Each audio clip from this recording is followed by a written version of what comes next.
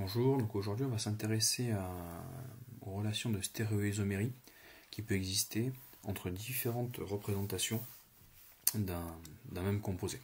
Donc vous voyez sur l'écran donc le composé CH3, CHCl, CHBr, CH3. L'idée de cette vidéo est davantage de présenter une méthode possible partant d'une formule plane, plutôt que de développer la manière de déterminer ce qu'est un carbone asymétrique qui a déjà été réalisé, ou la manière de déterminer les configurations absolues, donc R ou S, de carbone asymétrique. Donc déjà, les carbones asymétriques, on les note tout de suite. Je suppose que c'est une notion qui est acquise. Donc on a celui-ci et celui-ci. Donc l'idée ici est de déterminer donc les différents stéréoisomères. Et pour ce faire, lorsqu'on part d'une formule plane, il faut être méthodique pour ne pas en oublier. Donc ce que je propose, c'est déjà de donner l'ossature, tout simplement l'ossature d'une représentation tridimensionnelle. Donc nous avons deux carbones asymétriques que nous mettons sur l'axe horizontal. Et avant de noter quel composé il y a aux extrémités des différentes branches, eh bien nous écrivons ceci, que vous voyez apparaître à l'écran.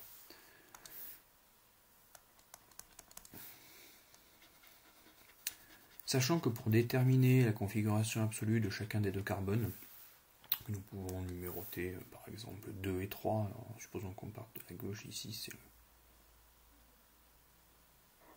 carbone 2, ici c'est le carbone numéro 3, ce sont les deux étoiles, c'est-à-dire qu'ils sont les deux asymétriques. Eh bien, nous allons mettre les hydrogènes dans le plan. C'est juste que nous avons procédé de cette manière-là lorsque nous sommes passés à Fischer. Alors ensuite, étant donné que c'est la première représentation dans l'espace de la formule plane, eh bien les autres composés, vous les placez un petit peu où vous voulez dans un premier temps. Sachant que dans tous les cas, il va falloir faire les différents stéréoisomères. Alors quand je dis un petit peu où vous voulez, on s'entend bien, sachant que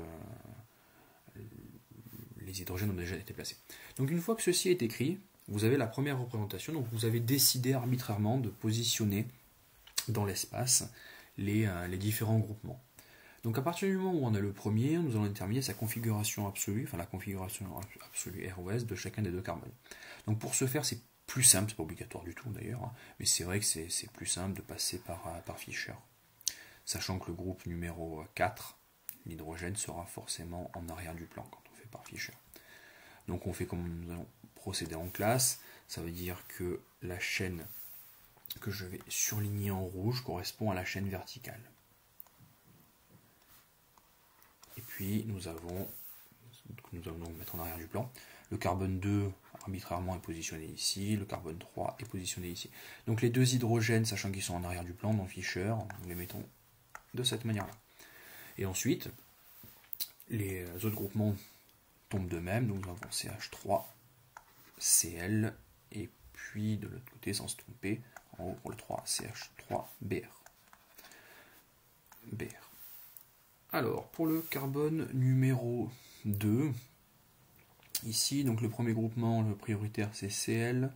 Le second, c'est le groupement le carbone 3. Je ne détaille pas parce que j'estime que ceci a déjà été fait. Et le troisième, c'est CH3. Donc nous tournons dans le sens des aiguilles d'une montre. Le carbone 2 ici est donc R, parce que H est en arrière du plan, je précise. Pour le carbone numéro 3, le groupement prioritaire, le numéro 1, il s'agit de Br, le numéro 2 c'est le carbone 2, le numéro 3 c'est CH3, nous tournons dans le sens inverse des aiguilles d'une montre, ici le carbone 3 et S. Donc à présent, nous allons déterminer une relation d'éniantomérie, c'est-à-dire que nous allons réaliser l'image de la molécule par rapport à un miroir plan. Donc les pointillés, qui sont d'ailleurs pas très droits, représentent le miroir plan. Donc ce qu'on peut faire ici, c'est qu'on va je vais dessiner la molécule seulement en grammes. L'idée est plutôt de montrer une stratégie pour tous les stéréoisomères plutôt qu'une étude complète de la nomenclature RS. Donc je dessine l'image de la première molécule par rapport au miroir plan.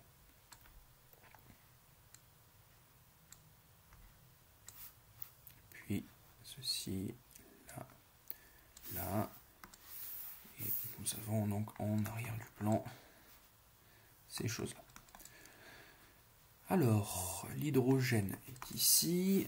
Ensuite, nous avons le CH3. Ici, c'est le Br, parce que nous sommes plus proches du miroir blanc. Et de l'autre côté, nous avons CH3, Cl et ici H. Pas se tromper dans les numéros des carbones. Donc ici, c'est le carbone 3. Ici, c'est le carbone 2. Donc, comme nous l'avons étudié en classe, si un carbone est S, un carbone asymétrique a une nomenclature absolue S, lorsqu'on en fait l'image dans son miroir plan, il devient R. Peut-être l'écrire en rouge comme tout à l'heure. Et inversement, s'il était R, eh bien, par rapport à l'image dans le miroir plan, il devient S. Voilà. Donc là, nous avons une relation d'énantiomérie, pardon, ce sont des énantiomères entre les deux. Donc là, ce sont des énantiomères. Donc si vous voulez vous persuader de la configuration absolue des deux carbones, le plus simple ici est de refaire Fischer. Mais ce n'est pas l'objectif de cette vidéo. Alors à présent, comment on fait? Nous avons un couple de deux énantiomères, donc nous avons deux stéréoisomères, et puis nous savons d'après le cours qu'il en existe quatre, ou en tout cas, on peut le dire autrement, nous allons le redémontrer. Alors pour ce faire, on va réécrire, trouver un autre stéréoisomère, nous allons réécrire l'ossature de cette molécule. À nouveau, on s'y prend exactement de la même façon.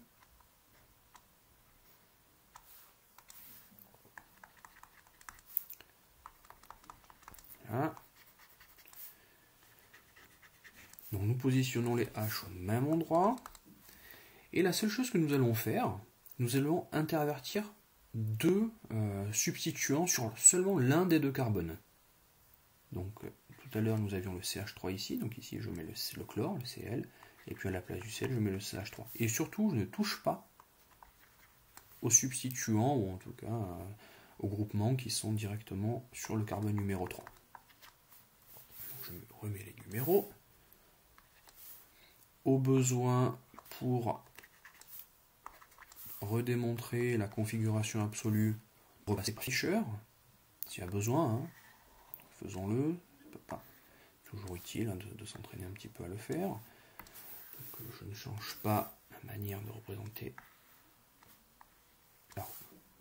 cette molécule en Fischer, donc je remets bien le carbone numéro 2 en bas, le carbone numéro 3 en haut. Nous avons toujours les hydrogènes qui sont en arrière du plan, et puis cette fois-ci sur le carbone numéro 2, le chlore sera à droite, le CH3 sera à gauche, et puis sur le carbone numéro 3, ça ne change pas par rapport à tout à l'heure.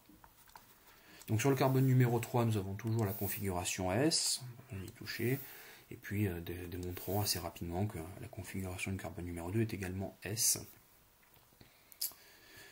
Alors, la priorité, c'est le chlore sur le carbone numéro 2, la seconde, c'est le carbone numéro 3, et puis ensuite nous avons le CH3. Nous tournons bien dans le sens inverse des aiguilles d'une montre, par conséquent nous avons ici également un carbone numéro 2, carbone asymétrique numéro 2, qui a une configuration absolue S. Faisons l'image de cette molécule par rapport à un miroir plan. Je dessine seulement l'image de la représentation de Cram, comme tout à l'heure, et puis nous savons très bien que la configuration absolue d'un carbone asymétrique est inversée lorsque nous en réalisons son image par rapport à un miroir plan.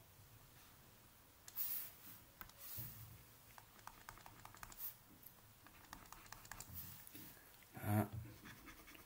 Donc les hydrogènes ne bougent pas. Ici. Alors ici c'est devenu le carbone 3, ici c'est devenu le carbone 2, on ne va pas se tromper. Donc, nous avons le CH3 qui est ici, le Br qui est ici, et de l'autre côté le chlore ici, et le CH3 ici.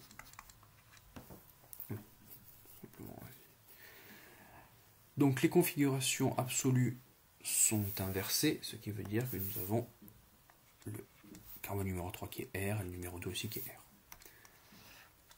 Les deux molécules, image l'une de l'autre par rapport à un miroir plan non superposable, sont qualifiées à nouveau d'énantiomères. Donc nous avons deux couples d'énantiomères. Et là où il ne faut pas se tromper, c'est que tous les autres couples, si je donne des arbitrairement des numéros, en chiffres romains, molécule numéro 1, numéro 2, numéro 3 et numéro 4, eh bien, nous allons bien écrire quelles sont les relations de diastéréoisomérie. Donc les relations de diastéréoisomérie, donc les diastéréoisomères,